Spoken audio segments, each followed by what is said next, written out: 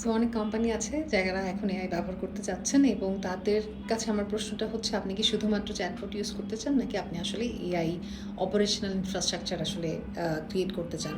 So যেসব প্রতিষ্ঠান আসলে M365 ইউজ করেন, তাদের জন্য মাইক্রোসফটের 365 কোপাইলট শুধুমাত্র একটা এআই টুল নয়। এটা যেটা করে, এটা হচ্ছে আপনার সমস্ত প্রোডাক্টিভিটি টুলের সাথে এমবেডেড হয়ে আপনাকে একটা ইন্টেলিজেন্ট লেয়ার দেয়।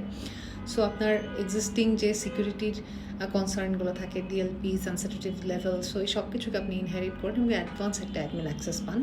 আপনার একটা টেনেন্টের বাউন্ডারির মধ্যে আপনি আসলে কাজ করার সুযোগ পান, এবং সেই সাথে আপনি একটা অডিট ট্রেসেবল আউটপুটও জেনারেট করতে পারেন।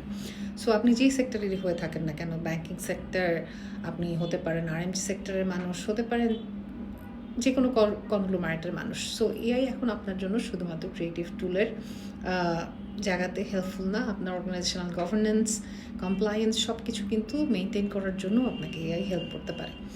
আর কোপাইলট স্টুডিও, যেটা কিনা আমাদের একদম নো কোড স্টুডিও মাইক্রোসফটের, সেই জায়গাটাতে আসলে আপনার এআই অ্যাসিস্ট্যান্ট বিল্ড করতে বা এআই এজেন্ট ক্রিয়েট করতে, অর্গানাইজেশন ওয়াইড অথবা কাস্টমার ফেসিং, ওই জায়গাটাতে একদম নো কোড লো কোড প্ল্যাটফর্ম হিসেবে আপনি ইউজ করতে পারেন।